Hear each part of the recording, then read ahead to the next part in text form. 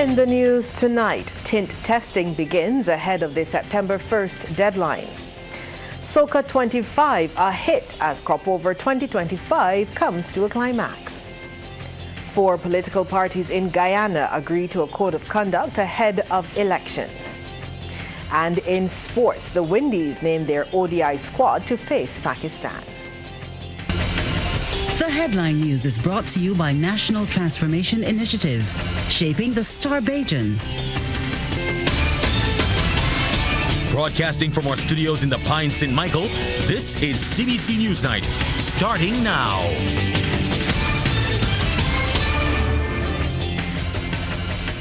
Good evening, I'm Lisa Broom. Thank you for tuning in. In our top story tonight, free tint testing began today, giving vehicle owners a chance to get ahead of the law before it's enforced from September 1st.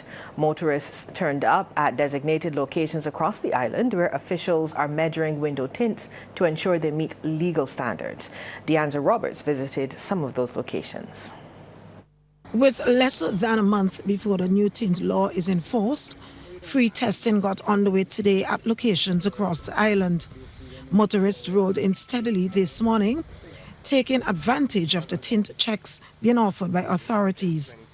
Screen tint monitors representatives like Hakeem Sobers, who was stationed at St. David Anglican Church car park, was using meters to check the level of the tint on windows, ensuring windows and windscreens complied with the legal standards.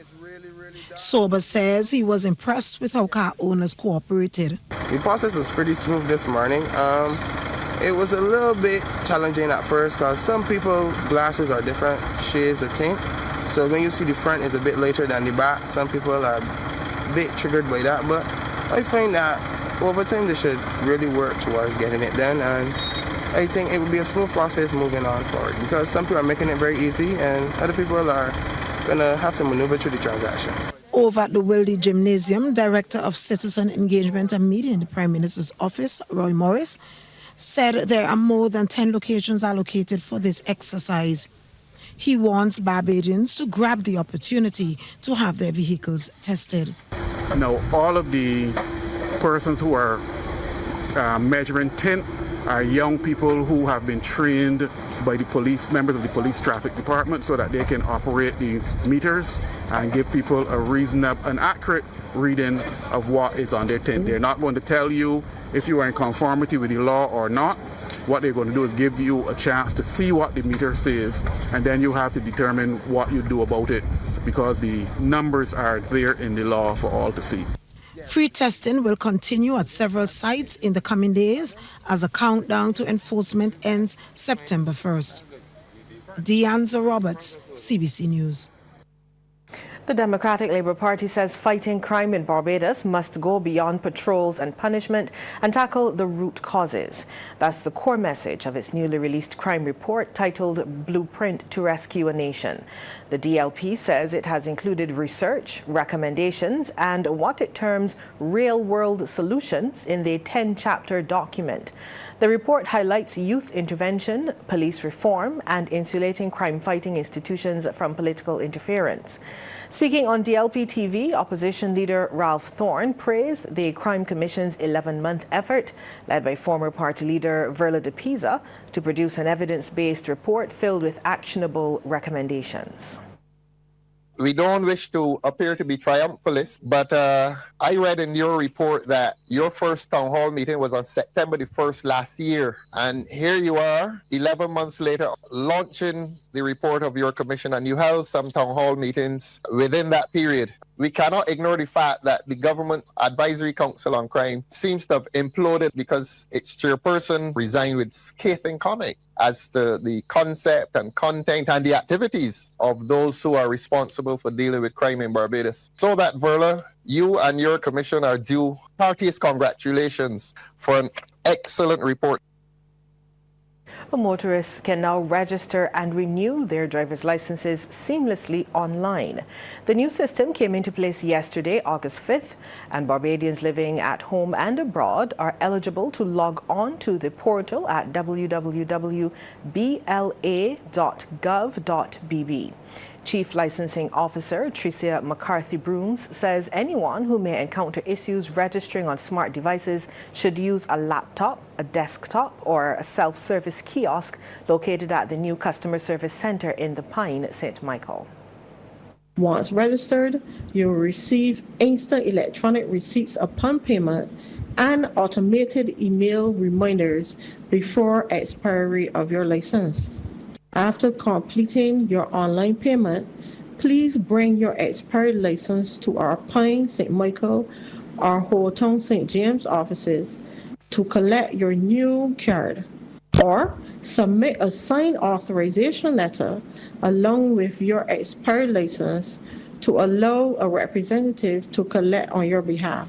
The Barbados Licensing Authority remains committed to modernizing our services to be more convenient, secure, and efficient.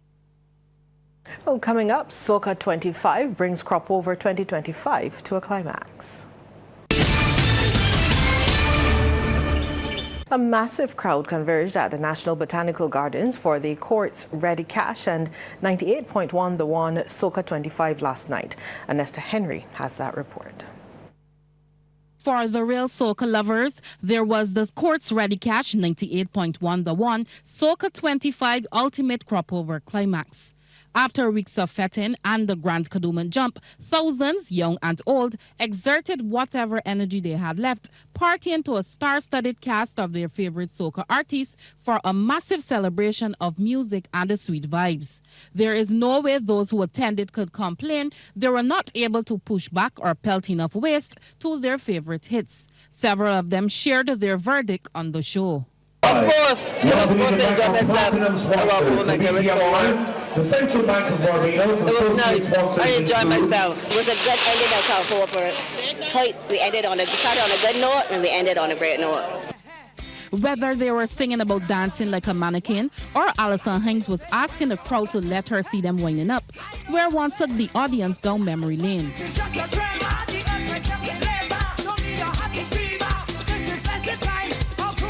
Crossfire sent the yardies into a soca frenzy, encouraging them to release the energy, work their waistlines, and unleash the beast. Crossfire could not leave the stage before ordering the crowd to move from side to side to suck passe.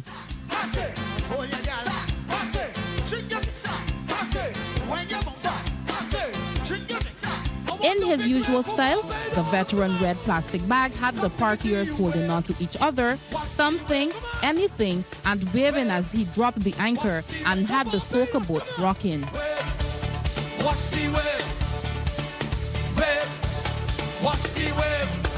And Trinidadian soca artist Farmer Nappy moved the crowd from the time he hit the stage and started delivering hits such as Backyard Jam, Cookin' Me, and Big People Party.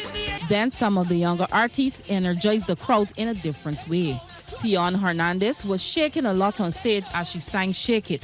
Shaquille was blaming the asphalt for not being able to get a grip on it. Stiffy was asking Mavis how her waistline got so active. Salt was admiring his besties. The fans had one eyeball on Jaguar.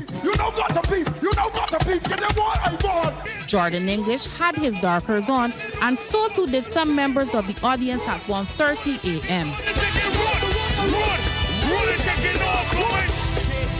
Then there was Lil Rick calling 911.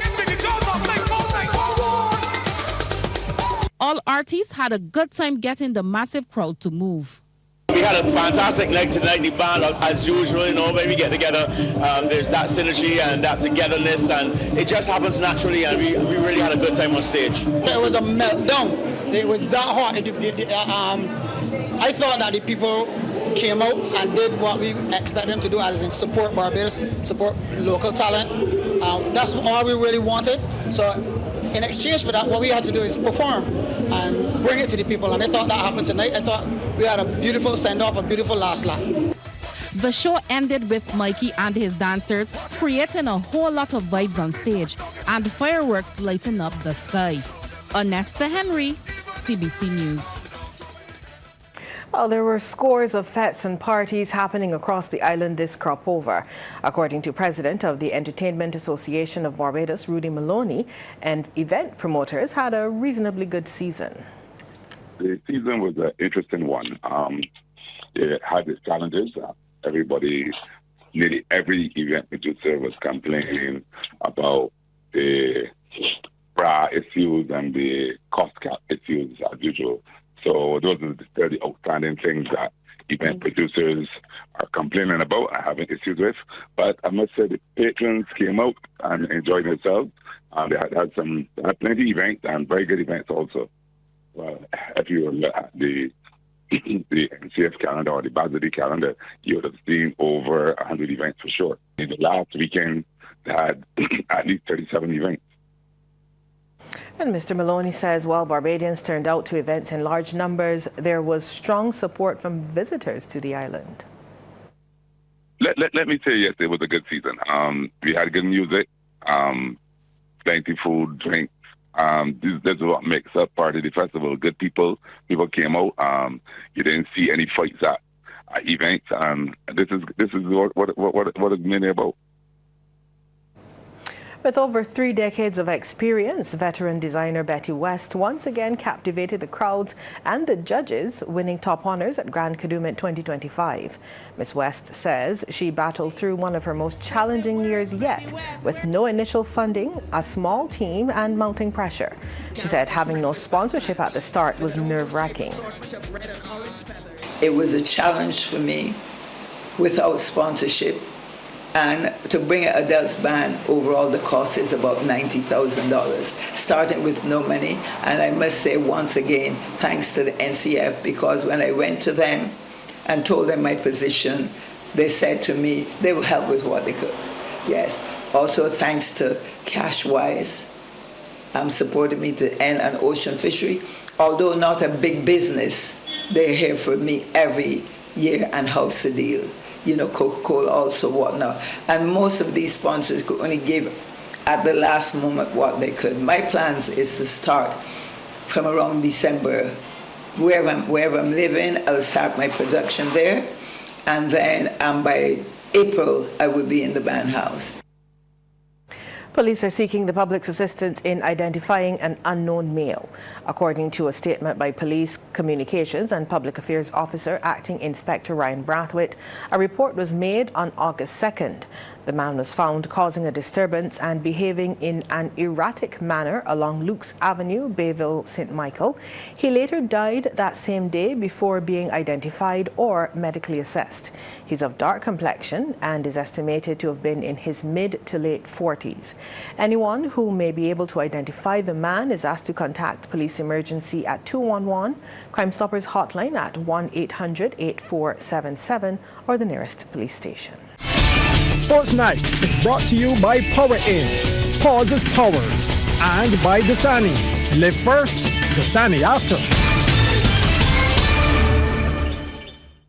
Sports time now. Damien Best is here with all the details. Good evening, Damien. Yeah, good evening to you, Lisa. Good evening to our viewers and listeners. This story up first. Controversy has once again hit local netball as 3 members of the National Selection Committee have tendered their resignations with immediate effect. On Tuesday, Chairman Maureen Bourne was the first to step down from her position after informing the Barbados Netball Association. In a letter dated August 4th, 2025, a copy of which was obtained by CBC Sports, Bourne notified President Dr. Carmita Duglin of her decision. And today, former national netballers Inez Taylor and Lydia Bishop both resigned, leaving Clifford Roach as the only remaining member of the selection panel. Efforts to reach Dr. Duglin and Vice President Mona Aline have so far been unsuccessful. Well, fast bowler Alzari Joseph has been rested while all-rounder Romario Shepherd is back in the West Indies one-day international squad for the upcoming 3-match series at home against Pakistan. Joseph, who had also been rested for the T20 series against Pakistan, is continuing to have his workload managed. Meanwhile, Shepherd, who last played ODI cricket in December 2024, had missed the ODI series against England and Ireland this year. Having been swept 3-0 by England in their most recent ODI series, West Indies currently ranked 10th are eyeing crucial points in their quest to secure direct qualification for the 2027 ODI World Cup. In Alzari's absence, rookie left-arm seamer Jediah Blades has been picked in the squad. The 23-year-old has played just one ODI and 4 T20s so far. The rest of the side has a familiar look. It reads Captain Shea Hope, Joel Andrew, Casey Carty, Roston Chase, Matthew Ford, Justin Graves, Amir Jangu, Shamar Joseph, Bannon King, Evan Lewis, Gudakesh Moti, Shafin Rutherford, Jaden Seals, and Romario Shepherd. West Indies ODI form at home is encouraging as they've won their last 3 series. The Brian Lara Cricket Academy in Trinidad will host all 3 matches on August 8th, 10th, and 12th. The first ODI is set for Friday from 2 p.m. with live coverage on MCTV's ESPN channel. Milo Lodge trailed Christchurch Foundation by 39 runs with 9 first innings wickets in hand after day 1 of their semi-final in the Student Revolving Loan Fund BCA Schools Under 15 cricket match. Playing at Dells Road, Lodge won the toss and sent Foundation into bat, who were bowled out for just 91. Alex Armstrong top scored with 32, while Liam Seeley took 5 for 30 and Shanico Sargent 3 for 23. CBC's Anne Margaret Boyce reports on the pre-lunch session. Foundation sent into bat, and this was the first wicket to fall. Where is the non-striker going? The answer is back to the pavilion, because that was never a run. Direct hit. Foundation 8 for 1. Lodge were pumped after getting that early wicket, and now it was Zion Toppin running in from the other end. Wide outside the off stump, and O'Shea Francis dispatches it to the fence. Toppin again went outside off. No third man in place, so Alex Armstrong will also get a boundary. It's a quick outfield, and the ball races to the ropes. Armstrong looking to build a steady foundation. That's exquisite. Joy to watch. The perfect example of the on-drive for any young batsman. 4 more. Zadari Scanterbury was the bowler, and this time missed his length. Armstrong cashes in. Flick of the wrist. Back-to-back boundaries for Foundation. Good recovery at this point. Lodge decided to bring on spin in Shanico Sargent, and immediately there was success. Has he nicked it? He has. O'Shea Francis has to go for 19. Foundation 37 for 2. Actually, 2 wickets fell in quick success. Zeri Kelman calls for the run, but he didn't make it as there's a clear mix-up with Armstrong. The score 39 for 3. And the wickets kept tumbling. Kimani Clark is caught at cover for 5. Foundation 56 for 5. Reese Knight was the new batsman, and this was pretty much unlike him. Caught and bowled. Liam Seeley among the wickets. That brought Shaquan Mason to the crease, and he starts with a 4. But Mason fell just before lunch. This is an easy catch as Foundation ended the first session 68 for 6. Anmar Goodrich Boyce, CBC Sports. Yeah, thanks, Anmar. In reply, Lodge School are 52 for 1. Mackay Mason fell for 27, while Shakobi Gittins is unbeaten on 23. Vendors reaped some of the benefits of Cropover 2025, according to marketing manager of the Barbados Association of Retailers, Vendors and Entrepreneurs, David Alexander. The Barban Outdoors Market had special activities catering to the crowd that attended Bridgetown Market. Cropover has treated us pretty good. I believe it could have been better all around, because I see the traffic all around had looked pretty light in terms of true traffic of the customers and patrons walking through to the essential vendors. But all in all, it was initially good. What we had planned still came off successfully. We had a light production, but initially it came off successfully. With the set of the kids zone and for the vendors, we see that they also had a beautiful time and enjoyed themselves within the areas that we had set for entertainment. And Barvan will be expanding its offerings and activities at Bridgetown Market next Cropover. We will be attempting to do it next year. We'll be going through with our plans a bit earlier and expanding on more areas for entertainment to drive the crowd and drive the entertainment and the life of the area. Because it's a beautiful place initially. Everyone that has came, especially the tourists, as long as they passed through and took a seat, they did not want to leave. Sports Night is brought to you by Power In. Pause is power. And by Dasani. Live first, Dasani after. Let's head back over to Damien now for the second half in sports. Damien? Yeah, thanks so much, Lisa. Well, Barbados are yet to earn a win at the CONCACAF Under-15 Championship in Aruba. The young Bajans lost their opening football game 3-2 to Bermuda yesterday and then went down 3-0 to Antigua and Barbuda this morning. We have highlights of today's fixture.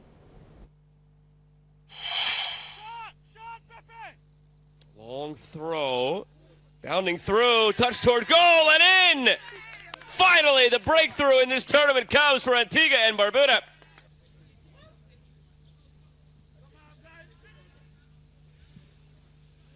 Loose off the set piece, trying to find a way through Antigua and Barbuda. There's a second. Will that one put it out of reach?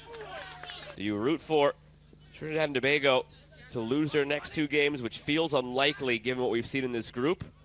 Or do you root for Trinidad and Tobago to beat Bermuda by multiple goals? Give yourself a chance. Either outcome could be possible. Oh, wow, penalty given. Karik Joseph taking charge for Antigua and Barbuda.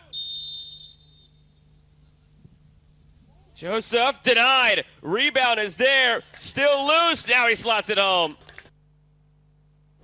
Barbados' next match will be against Trinidad and Tobago tomorrow. Well, the Summer Style Youth Tournament has been fostering the next generation of local football talent. Backed by the Ministry of Youth, Sports and Community Empowerment and other sponsors, 8 teams are competing in the 6-week tournament, which started in late July. The Summer Style competition is being staged at the Haynesville Playing Field in St. James and features under-15 and under-17 teams in action. It is the brainchild of physical education graduates of the Barbados Community College, and Director Ryan Clark says the focus is not only on the field, but to engage the youth in various aspects of life. We are going to try to implement certain disciplines within this football tournament. And when we say discipline, we look at self-worth, conflict resolution, we are looking at respect. And these are the things that we were actually able to do. So we actually catered for, as I said, 3 different age groups: 13 and under, 15 and under, 17 and under. This year we were not able to get too much 15 and unders. So we're actually catering for the 13 and under and the 17 and under. We usually play on Saturdays. Before we started with dates like Monday, Wednesday, and Saturday. But due to cricket and other activity, because we like to share the spotlight with other people, so we don't want to be so greedy. So most of the games now are playing on Saturday. So we start from 8:30 in the morning, and that is for the 13 and under. And they play roughly for 20 minutes a half, each with 5 minutes interval. And 2 games play on morning. And then on evenings now, we play 4 games starting from 4 o'clock, and that is for the 17 and under. And that's roughly 30 minutes a half with 5 minutes interval. Meanwhile, Assistant Director Tariq Norville says they've been engaging the young players, with how to conduct themselves with the media. We have interview processes that we do after every match, so we could get these young players accustomed being in front of the camera, accustomed speaking, because it's very important for our youngsters, especially how they present themselves. And funny enough, how you speak is sometimes the first thing people pick up. So if I came and not disrespect to the Barbadian slang, because I'm a frequent user of it, but it's a time and place. So, for example, how you speak, the first thing someone would say, he's educated. So I was we did that from the first year, the initial year, interview processes, which we did every game. So normally we either do the man of the match or the captain, so that when they develop into older players or more experienced players, and they'll be exposed to even on the regional or international stage, and they are interviewed, it wouldn't be the first time, and they'll be able to tackle it if they did it every single day. Well, the Barbados Grand Prix will now be a staple on the local sporting calendar. Following the first edition on July 5th at the Usain Bolt Sports Complex, organizers have announced that the event will be returning next year. CBC's Anne-Margaret Goodrich-Boyce has the details. From all reports, the inaugural Barbados Grand Prix was a major success, and organizers are already looking ahead to the 2026 edition, which promises to be bigger and better. The official prize-giving ceremony was recently held at the Bubble Sports Bar in Hastings, where winners Panthers collected their trophy. During the brief outing, which also provided an opportunity for athletes and stakeholders to mix and mingle, Minister of Youth, Sports and Community Empowerment Charles Griffith said the event has the full backing of government. Only last week as well, the Minister of Tourism brought a cabinet paper dealing with sports tourism. And what, in essence, we're looking for are initiatives such as the Grand Prix to inject into the whole sports product on island. So I too want to say thank you to the organizers of this particular event. It came off with a bang, and rest assured that I'm now forced in the new financial year to put funds inside of my budget to accommodate the Barbados Grand Prix. Co-founder Rupert Spencer said the aim of the Barbados Grand Prix is to further enhance the quality of track and field on the island. The first step going forward from here is that we're going to register Barbados Grand Prix not as a business, but as a registered charity, because we have a vision that we want to be part of the development of athletics and track and field in Barbados. This is not something that we believe we are promoting for a business purpose. Clearly, we want to be able to be sustainable. So therefore, if we make more money than we spend, we will pump it back into the next event. So while we're not saying it's a not-for-profit, that we're saying it's a registered charity, and recognizing that the idea behind this all is for the development of athletics and development of young people. There are also plans to expand the meet with more teams and more athletes. Anne-Margaret Goodrich-Boyce, CBC Sports. Well, that's our news for tonight. On behalf of the entire team, thank you so much for tuning in. Good night.